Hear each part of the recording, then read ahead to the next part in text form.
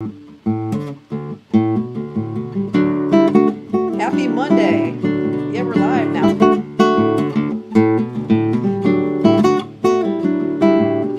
Thank you, Mason Williams, for joining us. Yeah, yeah.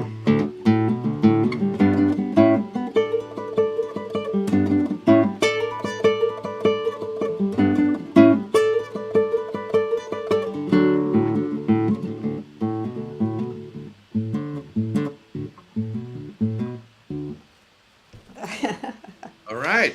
Well, it's hard to play that and talk at the same time. Yeah. Yeah. Ah. So I like the way you pulled off those Oh, hammer-ons. pull off the hammer-ons. That's good. Yeah, that's Well, that's a double whammy or that's right. a I tell double you, something.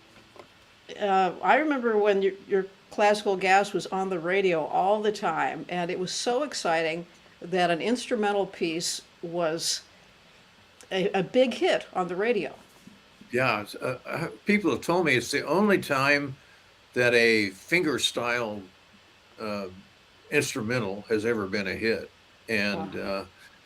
And unfortunately, instrumental music is just not getting the airplay and the chart activity. When I was in junior high school, man, there were a lot of instrumental hits. Lisbon Antigua by um, Nelson Riddle. Quiet Village Oh, was by Les Baxter, I think. Anyway, there were a lot of instrumental hits back then, yeah. and So, and but it all became beautiful women and handsome boys creating music, and so it was the idea that you had to have a visual with um, the music. I think one of the things I liked about the fact that before the internet got involved in that was that um, in one sense, when they give you the picture of what the song is all about, that takes it away from you because people right. used to listen to my song Sunflower or Classical Gas and they would say, "Oh, it reminds me of a rainy street in Paris, or it reminds me of this and that." And so, in one sense, they've taken away your ability to put your own pictures to the Yeah. music. Well, I remember, putting an album on the turntable, and we would all sit there and listen to the whole album, and just all these images would Right. come. And I think that's something that some people are rediscovering that experience now, Yeah. after a long time of not having that. Yeah. Well, anything they can take away from you, they will. Oh, yeah. Well, I didn't know at the beginning that you were a comedy writer in addition to a music writer for the Smothers Brothers. Yes, I started out as a folk singer, and um, it all happened because Tom Smothers' sister worked at the Troubadour a club in L.A. Yeah. And Tom would ask her, say, any people coming through there with goofy songs or any material we might use, and she mentioned me, and I went up to Tom's house and played him a bunch of my songs, and uh, um, 6 days later, I was on an album with them called, Wow.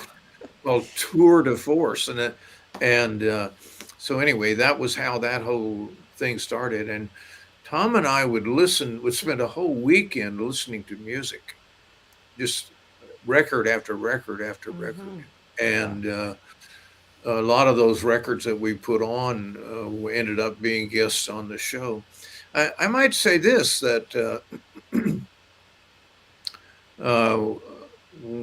you know the network basically didn't want us to have rock groups and folk music and sort of obscure music on the show, and they said we preferred that you play hits or Broadway hit musical, and that was one of the first battles we won. Was that the we said, well, we want to do folk music, and we want to have recording artists come on, and we not only want them to play their hit, but what tune of theirs they're really excited about. Wow, So that's great. That takes courage and artistry to do that. yeah, and basically, I got my record contract with Warner Brothers because we would have acts come on the show, and we'd say, okay, play your hit, but then play the one you're most excited about. And we broke so many records for Warner Brothers that they asked Tom if there's anything that they could do for him. And Tom said, I think Mason Williams would like to make an album. So that's how casual it was in those days. Gee. Well, you have a Yeah. lot of fans that are chiming in. A lot of people who Oh, yeah. you have changed some lives. I see. We have from Bob, Mr. Williams. I first saw you perform with Andy Williams' show, and Oh, yeah. he was learning at the guitar at the time, and his parents challenged him to learn to play classical gas. Right. And Let's see. so Now, which one was that? this is from Bob here. It says- Bob. Yeah. And we have another one from Michael, who chimed in earlier and said that he asked about what was that stop action animation that or that animation you did on the Smothers Brothers show. Oh, that's the 3,000 Years of Art. Ah, okay. Yeah, tell him we're going to play that. And Okay. yeah, that was when I was back in LA, I had an artist friend named Ed Ruscha. He's a very famous painter. And we would go to these sort of art house, where you'd see Jules and Jim and all those foreign movies. And a lot of times they were movies by students, student filmmakers. And I happened to see this one film, the 3,000 Years of Art. And I thought it was really an exciting thing. And then we got in touch with the guy that made it, Dan McLaughlin. And we said, boy, I'd like to have your film and put classical gas to it. And he said, great. And because he had Beethoven's Fifth, I think, as part of the music. And we said, we'd be glad to pay you for use of it. And he said, well, I'd like to make another movie.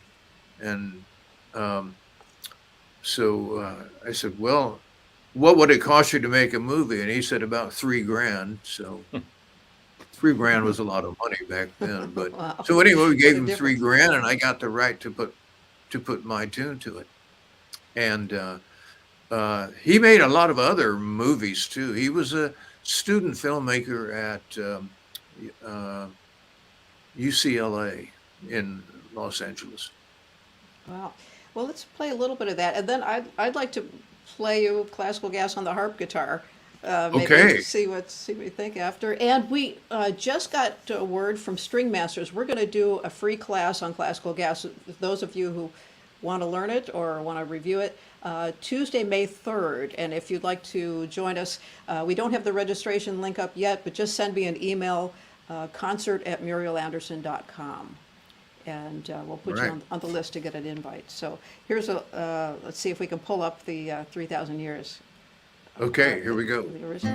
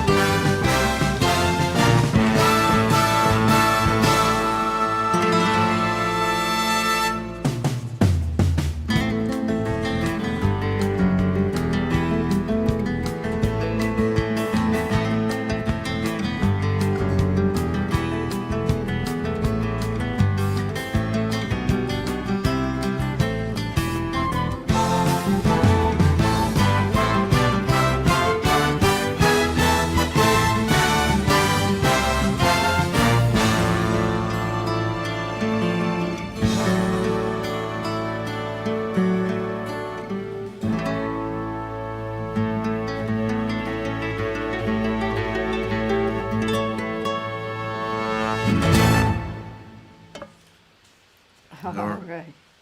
All right. Wow. That was that classical gas recording that we remember so well.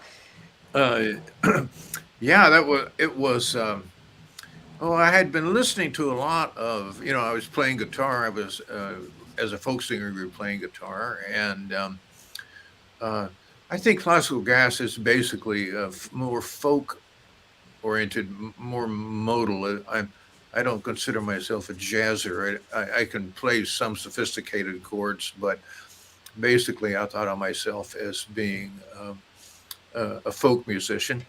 But I did study classical music in college, and you learned about all those structures that the great composers use, and classical gas is a sonata form, and a sonata is an exposition, a development, and then a recapitulation. So I used that form in classical gas, and I also used a lot of techniques that I learned in the music school. Um, Ah, yeah. one of them was the idea that an individual or small group can make a statement, and then you enlarge it, you repeat it again, and just add, orchestra or woodwinds or whatever you want. And I used a concept called a pedal point. There's one section where it's all over an A note on the bottom. And then there's another device that I thought was interesting, and it was called, uh, got to read this. Oh yeah, diminuendo. It's uh, there's two forms. There's augmentation or diminuendo, and what it is, it's the same notes. Diminution. Yeah. Diminution. I Yeah. mean, Yeah. Yes. diminution, and so you're using the same notes, but you're making them either longer or shorter.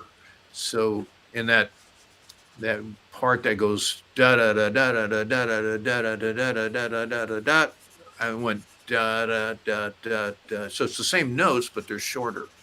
So that's a diminution. And I think one of the other things that was interesting about classical gas is that most songs are like an intro, a verse, and a chorus, and then maybe an outro. But classical gas has like 12 sections. So Yeah. that's I think that's and it's all in the same tempo, but there's a lot of time signatures. It's 2/4, 3/4, 4/4, 5/4, and 6/4, and Right. Yeah. yeah, so In, it's a, in fact, some of the transcriptions that I've found just had it listed in 2/4, but with a whole bunch of accents in weird places. So I took the music and Right. had it transcribed, and then changed it so that the accents would be really on 6/8 and 4/4 and 2/4 yeah, measures. So yeah, now the whole thing kind of makes a lot more sense. right. Yeah. Um, I played the five-string banjo, and I believe that the tune is sort of a mixture of folk music and five-string banjo through finger picking, and also it's got some sort of uh, Caribbean, Jamaican things to it. And so anyway, it's put everything, including the chicken sink, in it. And one of the nice things at the very end was the tierce de Picardy, it's called. The Picardy third. Oh, Mark was just commenting about that. He heard that going into the major, the Picardy third. I haven't heard it called a Theorista Picardy though. You hadn't heard it called that? You know? Tierce de Picardy, yeah. Theorista Picardy. Ah. It was such a weird word. You'd never forget it. I've heard people called it Picardy. You had a comment about it. What was it? You said it's from Well, England? People wondered about if it was about the region along the English Channel. I believe it's a region in France right along the English Channel. But it's also a French, a dialect of French for raised or for sharp, like something sharp, Uh-huh. Picard is considered sharp, so it was sharping that third in the Interesting. chord. Yeah. So there's a question of whether it has to do with the sharp or the regions. People don't really know. Right. Well, it was one of the formats that they taught us in school was that the composers, if they wrote a piece that was basically minor, they still wanted to end it on a major chord. Right. So that's at the very end where you're starting with that minor chord, like that. Right. Yeah, gives that sound. Mm-hmm. And All right. we have actually Kevin Coe has just texted in from Eugene, and he was there the first time that we met. I believe it might have been Kevin who, said that Uh-huh. you had wanted to meet up with me, and we jammed in his living room. And he said that was about 20 years ago. We were trying to figure out when that was. Probably about Yeah. that. I've I've got a file on you in my at home. I'd have to look in the file, but I bet I've got Wow. I Oh, bet you've I've got a file on me. That's serious. yeah, I bet I've got that info in there. I'd have Yeah. to look it up. Well, I remember you invited me over for breakfast, Hmm. and I came over and we started talking about your times with the Smothers Brothers, and you played me Tommy Emmanuel's recording of Classical Gas. I hadn't Right. heard that. That was the first time I heard that. Uh-huh. And then pretty soon your wife was serving lunch, and then pretty soon dinner, and we were still playing, Yeah. jamming and talking, have a great time. And finally she Yeah. said, "Well, we've got an extra room. Why don't we just stay here?" And coming for Yeah. breakfast, I ended up leaving after breakfast the following day. Right. Oh, So that was quite the visit. And yeah, well, I mean, you are so knowledgeable about the guitar and aspects of music that w- we talked about everything oh sooner, yeah, I'm sure. yeah. Okay. Well, let me Uh, play a little bit of classical gas here for you. okay. Let me get my harp guitar out here.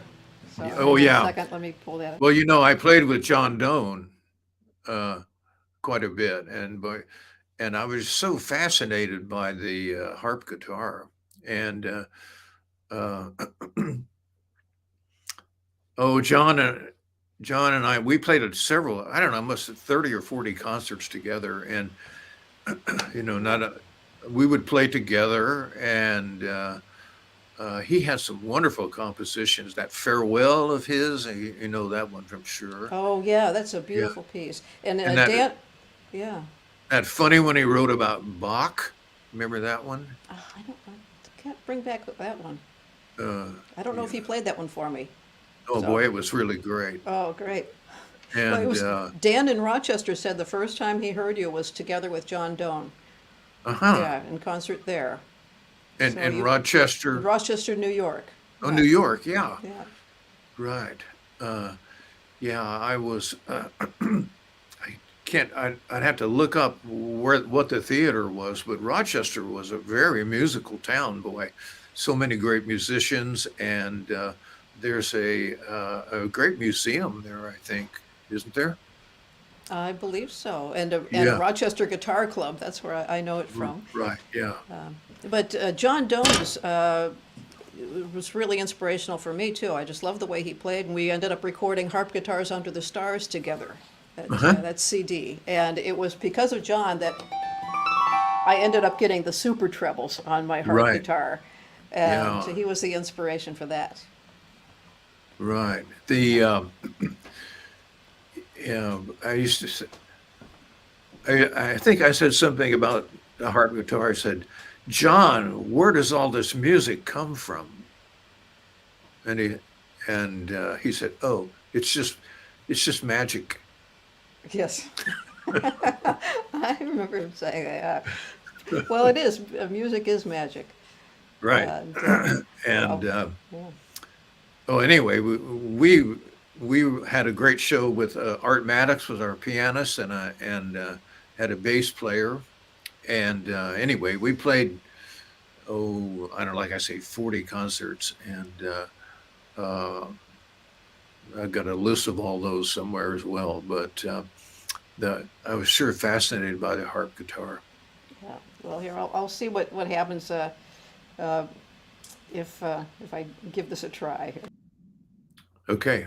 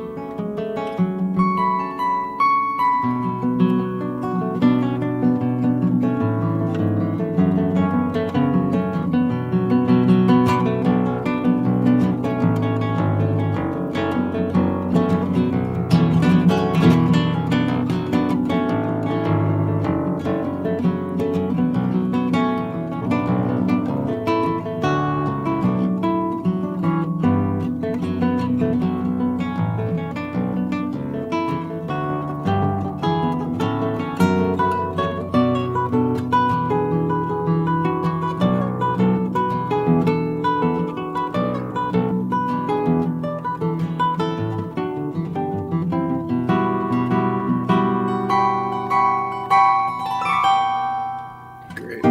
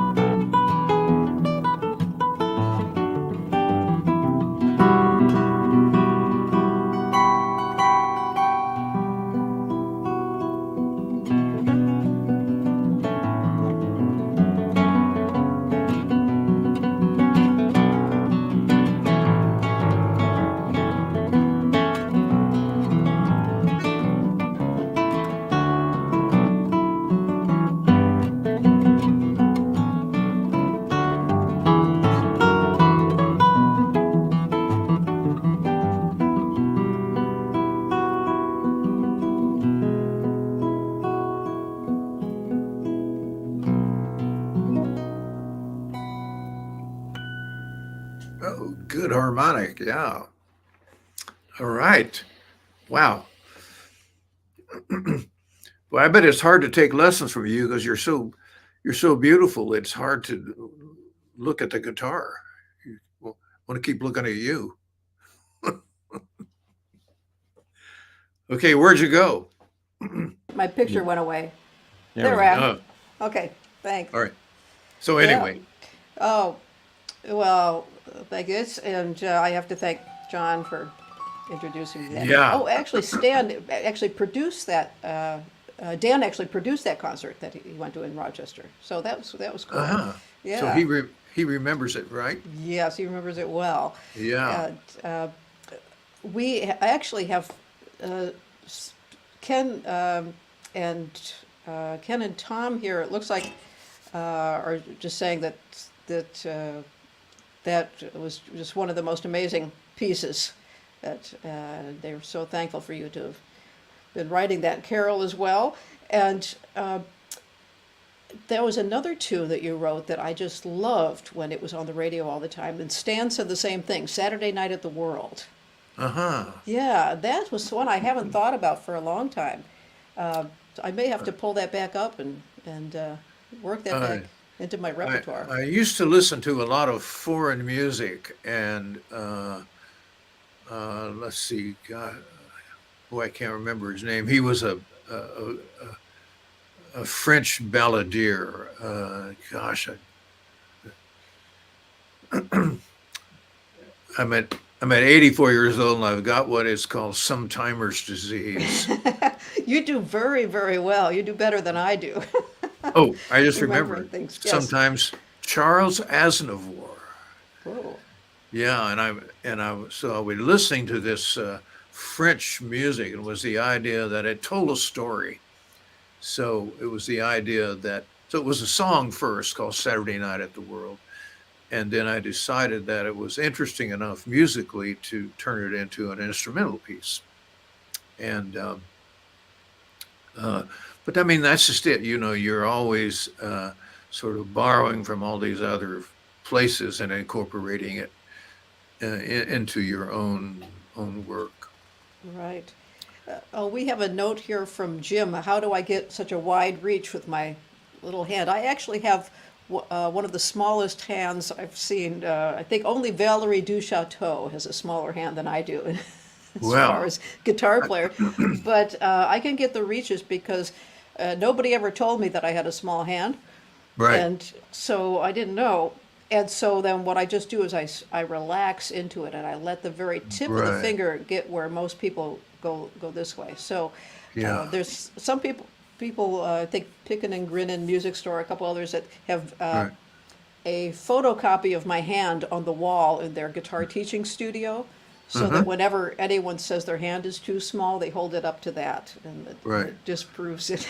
Yeah, I had a really huge hand. I could reach Mhm. an octave and a third and sometimes a fourth Well, on holy on the smokes. piano. On the Octave and a piano. third was easy. Wow, I could just barely get an octave. Yeah. So and oh, I've got this hand disease called Dupuytren's contracture. Ah, So uh, these it's the tendons sort of adhere together, and so in other words, see how wide that is. yeah. That's, so I kind of quit playing guitar because I couldn't make the chords the way I used to, and so Hmm. it's Well, just. Uh, but I get to listen to a lot of music now. yeah. Well, we can. Why don't we play another one of your tunes? Okay. Uh, you had written this pretty tune called "Sunflower," Hmm. and can you tell a little bit about that one? Uh, let's see. I had a teacher in high school to tell me that she said that for the most part, every idea you have is formed by the use of words. That might not be true of Hmm. music and paintings, but most of your ideas are conceived by words. And and I thought, well, if we use words to create our ideas, what ideas would words create on their own? And I thought, well, all you need is a formula, and let the words. And the first thing I did was poetry, and was the idea that you take a nursery rhyme. You have to have a structure. You take a Hmm. nursery rhyme, and I would go in the dictionary and I would say, okay, I'm going to plus 50 this or minus 50 this, and I would look up the word in the dictionary and change the word. So and one of the forms I used was Mary, Mary, quite contrary, how does your garden grow? With silver bells and something pretty maidens in a row, right? Yes. So I looked up all those words in the dictionary, and here's the poem that the language wrote. That Mars, Mars, regal eagle, how does the war progress? with spitfires and dry death and ramshackle minds, all in a self-destruction. Hmm. I would never think of that poem, but words did. Wow. Well, we have actually a couple of people responding about the contracture. I ran into somebody yesterday who had the Dupuytren's contracture, and he was he was using the guitar as therapy to try to get his hand back, and that's the same thing that Marty did. Uh-huh. So to a certain extent, that can help, I guess. So Uh-huh. they're encouraging you to play. Uh-huh. I Yeah. did go to a doctor once, and he gave me a shot in the palm. Boy, Mhm. I don't recommend that for anybody. It was really painful. And I couldn't play for about 2 weeks because they said, don't pick up anything heavy, don't do anything. But it actually worked. And I was able to record and play again. And he said it will come back. And sure enough, it has. So, uh, Yeah. but Okay. Good. Well, hey, hopefully it'll continue to improve, and next time we have you on, you can play us maybe I'll a be folk playing tune. again. Yeah. Yeah. I, um, uh, I Yeah. liked I liked the guitar. I liked the guitar because of the structure of it. You would create music that you just wouldn't think of on the piano or something else, Mhm. and so I thought and it's a fantastic orchestrator. Just the way that it like a C, E, G, then the C again, and then the E on top. I mean, that's just the perfect way to orchestrate a chord.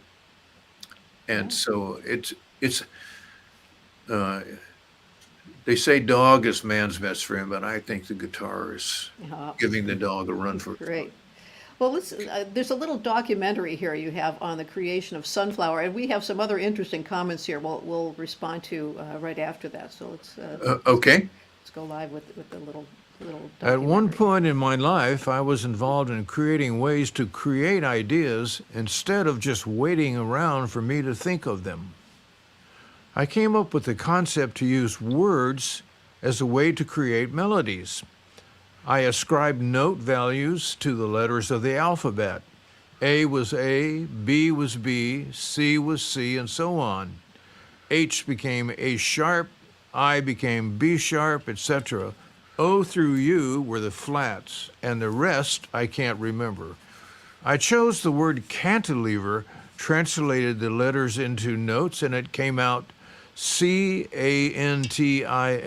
Cantilever, and the notes were C, A, G sharp, F flat, B sharp, E sharp, E natural, F flat, E natural, D flat. I didn't like the melodic effect of the last two intervals, so what the hell? I made the letter E a C sharp and the R an F sharp. I figured out some chords, wrote a middle section, and ended up with a pretty nice melody, patting myself on the back for thinking up yet another way to think without having to think too much about it. The reason it's called Sunflower instead of Cantilever is that I decided to use it as music for an idea I'd been thinking about. I wanted to draw the world's biggest sunflower and record it on film. It was to be a slow-motion aerial ballet in which an old bi-winger aeroplane skywrites or draws the stem and leaves of a flower in the sky beneath the sun, the sun itself thereby becoming the flower or blossom. The event took place early one morning in the California desert with the skywriting performed by a Mr. V.E. Noble of Torrance, California, who is regarded as the original inventor of skywriting in the 1920s. Mr. Noble thought this idea crazy enough to come out of retirement to do it. He was 67 years old at the time. I hired a Hollywood photographer to record the event, but he failed to realize the technical difficulties involved in photographing the sun's harsh rays, and the film itself never turned out. The Sunflower, however, was spectacular. It was 3 miles high and 2 miles across. I did manage to get a couple of black and white photos of it, so it wasn't a total loss. Besides, it only cost $5,000. 8 people saw it, and it must have lasted a good 40 seconds before the wind blew it all away. How about that? All right. And let's see. You're going to play this version of it that's a dance, right? Oh, yes. But first, let me say, one of the things about as a writer on the Smothers Brothers show was always trying to get art projects on the air, and Tommy Smothers was great about letting you try things. And this new device came. This was in '68. This new device showed up that it was called the slow-mo disc. And what it was is it was a device that they used for football games so that they could slow down a play so you could look at it. You see it all the time now. So you could slow down a play. And it was this big disc-looking thing. And I think 30 seconds was all that it would hold at that time. But anyway, the announcer could say, well, let's see that in slow-mo time. And so they could play a play and slow it down so you could see the action a little better.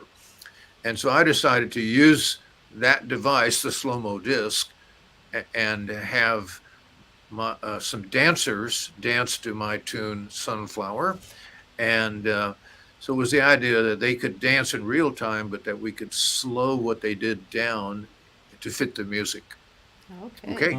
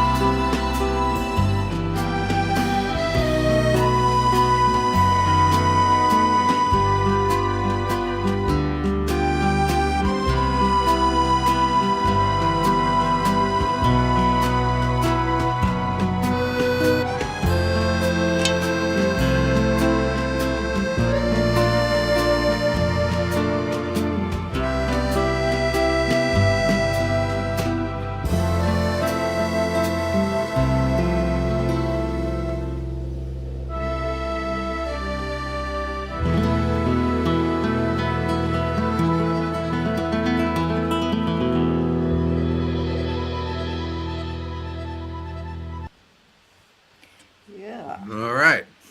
Anyway, it was so much fun being involved in having a chance to explore visual ideas along with writing the music. I actually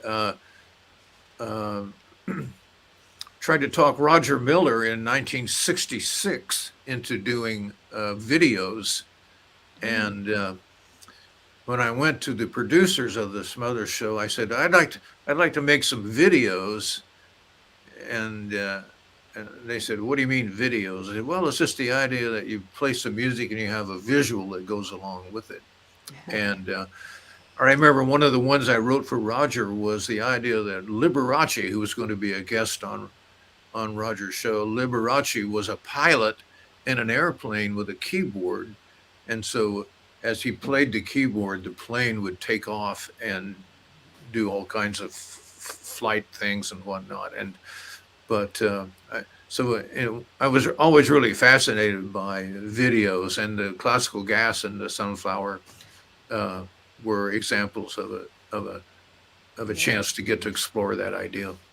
I remember being at the Opry one day that the Roger Miller was being given the Legends Award posthumously. Right. And so I was, trying to figure out one of his tunes. Yeah.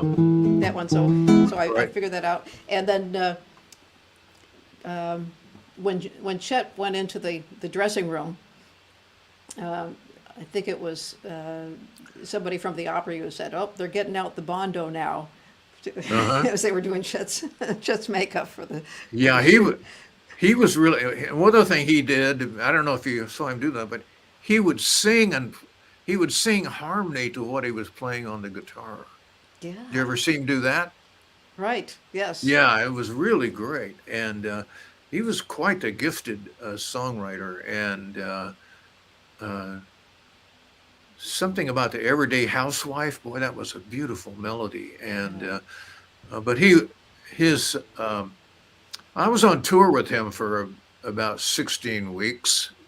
And here's a funny story. He was so well known, so popular, that he couldn't go into an airport without being just mobbed by people wanting his autograph. So we rented a Learjet, and we flew from gig to gig in this Learjet, and great stories. One I remember in particular was we were in Tulsa, Oklahoma, and it was foggy, and the tower said, "Sorry, you can't take off because it's too foggy." He said, "You can't even see the end of the strip." And the pilot said, "I'll be at 14,000 feet by the end of the strip." And sure enough, it was just like that, yeah. And so anyway, those were fun times working with Roger. And, yeah. Well, we have a comment here about the sunflower. Robert says that is the flower of Ukraine. And I want to really? I want to thank Bunny for recommending. We were talking about the Ukraine last Monday and what to do for that. And Bunny had suggested that a good charity would be the World Central Kitchen. And so I did give a donation to that. And then I decided that all my cookbooks, the Acoustic Chef books for the next 2 months. Boy, that is so great. Oh, thank you. I'm going to give my portion of the proceeds, my profit for that, to the World Central Kitchen. So if you pick up one of those online, part of that will be going to support those efforts. And they're doing wonderful things in Ukraine. After I donated, they sent me notes on. All that aid is going, directly to hot meals for all the displaced families there, and families right in the war zone. They're going out there, so that's they're doing amazing work. And also, my sister, Marguerite, had suggested that to start off with to make our Pisanki Easter eggs that we make every year, and pray for Ukraine as we're doing that. So this is what I did this morning. I don't know if you can see it in this camera. This is just it's very faint because I've just painted with wax what's going to be white. And then I have, so I've got a couple of traditional Ukrainian stars here and the fish. Right. But I have one open area. I'm trying to decide what design to do that. So if anyone has any ideas for my rest of my design, I'm at a loss for my third section of the egg. All right. And so that's a Ukrainian tradition we've had in our family ever since I can remember. And so it's. I remember I used to, write a lot of comedy bits. Here's one I wrote that I used in my Christmas show called Silent Chickens. Oh. Silent chickens, roosting chickens, no rocks from hens or cocks. Hens dream of corny barnyardy things. Cocks dream of what henceforth the dawn brings. Existentially vague. Which came first, chicken or egg?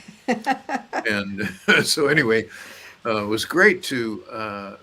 I wrote a lot of parodies and uh, used them on the Smother Show, but in my concerts as well. Right. And We have two requests of people who were wondering if you happen to remember Toadsuckers. oh, Toadsuckers! Wow. Let's see. I'll try and remember that. How about them toads? Let's see. Okay. How about them toadsuckers? Ain't they? How about them toadsuckers? Ain't they clods sitting there sucking them green toady frogs, sucking them hop toads, sucking them plunkers, sucking them leapy types, sucking them plunkers. Look at them toadsuckers, ain't they snappy? Sucking them bog frogs sure makes them happy. Them hugger mugger toadsuckers way down south, sticking them sucky toads in a mouth. How to be a toadsucker? No way to duck it. Get yourself a toad shoe, boy. Just suck it. Wow, you pulled So that out anyway, of your hat. Woo. yeah, boy, I'd have to go over things once to remember them. But You did great on that. Holy oh smokes. yeah.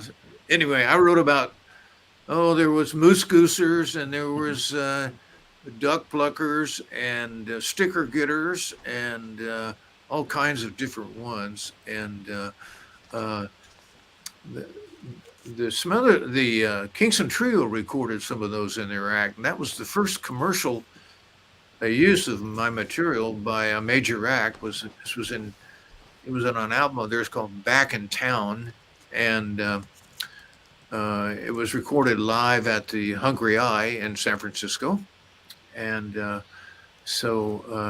they got around. And one of the things I liked about them was that they sort of allude to being naughty, but they're not really. And so teachers would ask students to memorize a poem to recite in class, and them poems became a favorite for a lot of the kids. And then the teacher would ask the students to write their own them poems.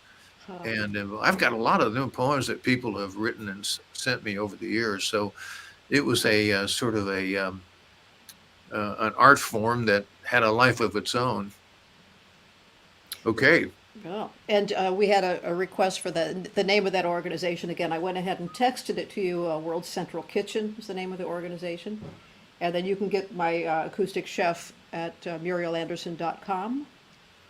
And that's Yeah. the easiest place to get it. If you're in Nashville, I think they have some at Parnassus Books. If you're in Chicago, I'm going to be bringing them with me to the Old Town School of Folk Music. I'm playing a concert there.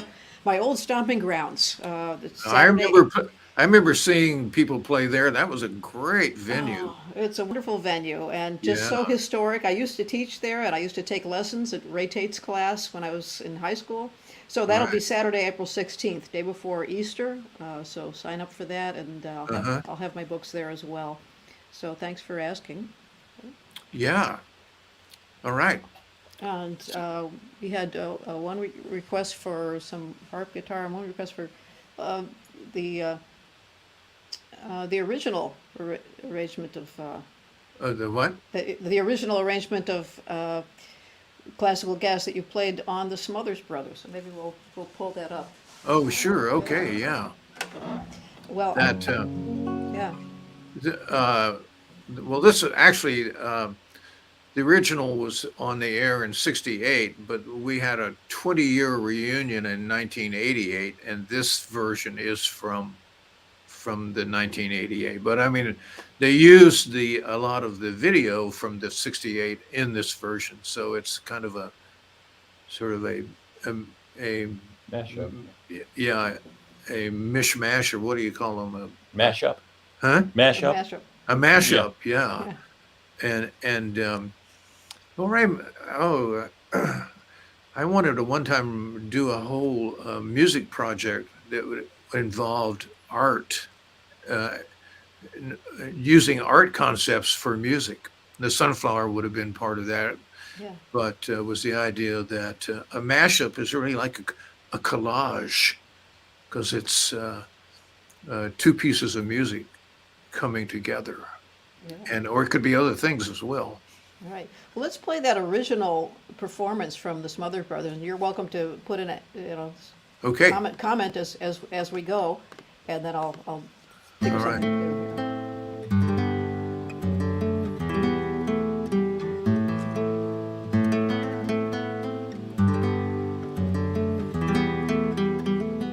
And this is with full orchestra. Yeah.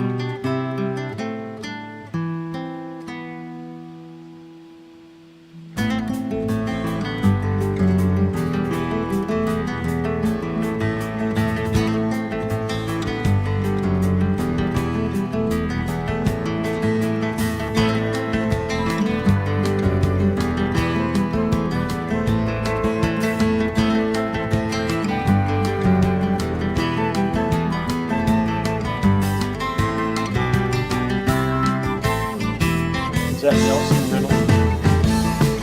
No.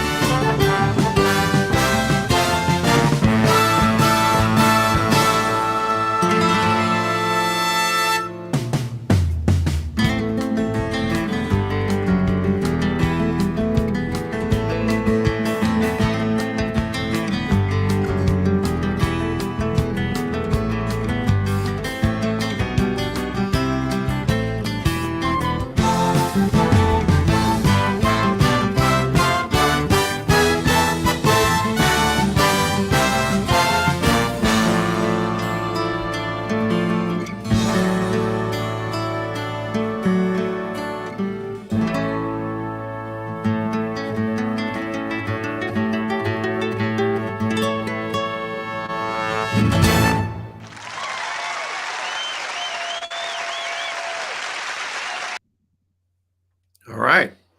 A great conductor on that, Larry Kanzler, who was a phenomenal musician and arranger. And I was so lucky. Nelson Riddle was our arranger and conductor on the old Smothers Brothers show. So I got a chance to work with some of the best in the industry, and a lot of the people that ended up using in my recording sessions I met through the show. So it was really a fantastic connection with all those, all the best and the best, really. And it was L.A. and New York. Those were and Nashville. Those were the three big music places. Okay.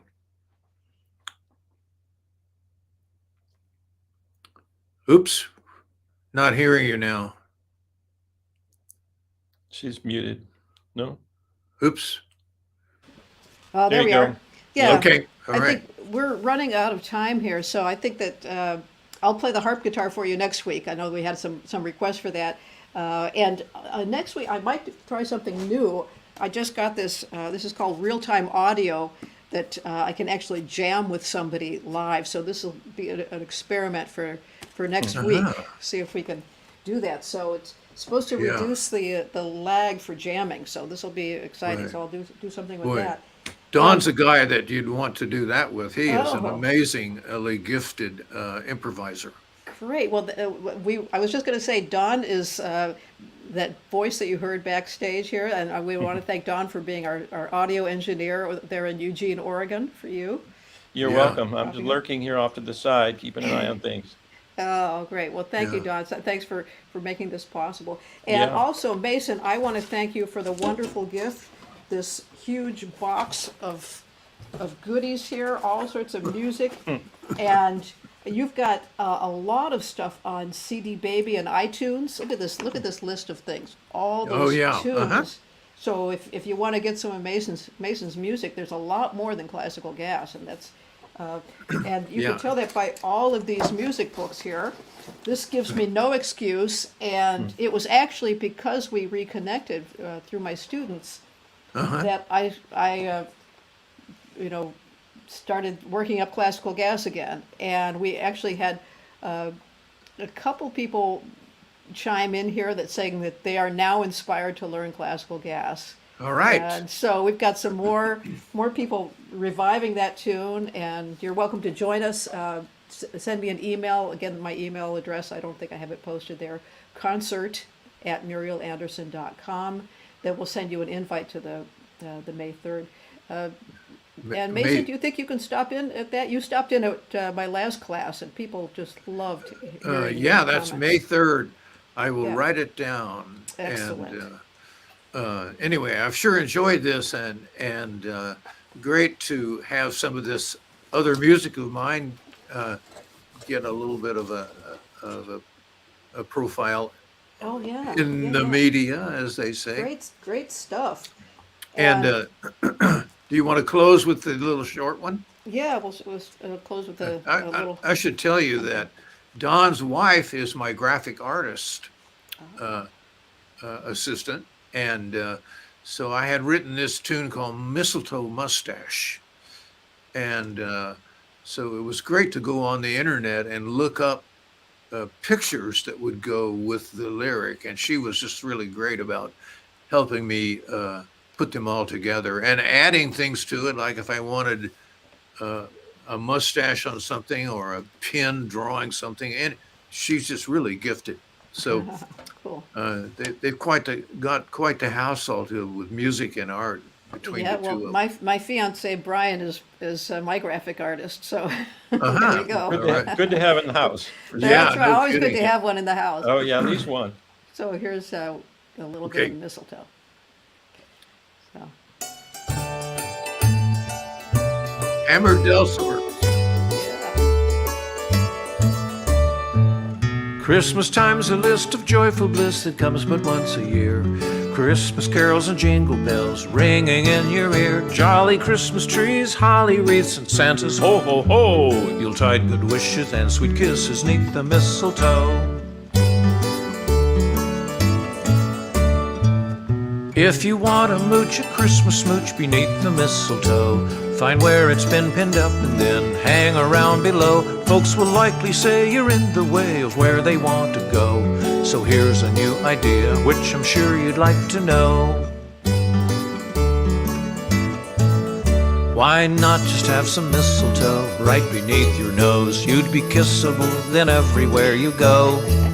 This tantalizer's a surpriser at a Christmas bash. You'll get lucky with the mistletoe mustache. You could have a very happy, merry, blissful Christmas time, and everyone can understand just what's on your mind. On your Christmas list, what more than this could be a bigger smash? You're the smarty at the party with the mistletoe mustache. Oh, the mistletoe mustache. All right. Well, thank you. What a fun way to end off this Monday Live. The Hammered Dulcimer, what a great instrument. Oh yeah, yeah. Okay. It was perfect for that too. So Okay. okay. Well, thank you again. I'll We get- will see you. Can I give you the old Hollywood farewell? Yes, of course. It's been a pressure.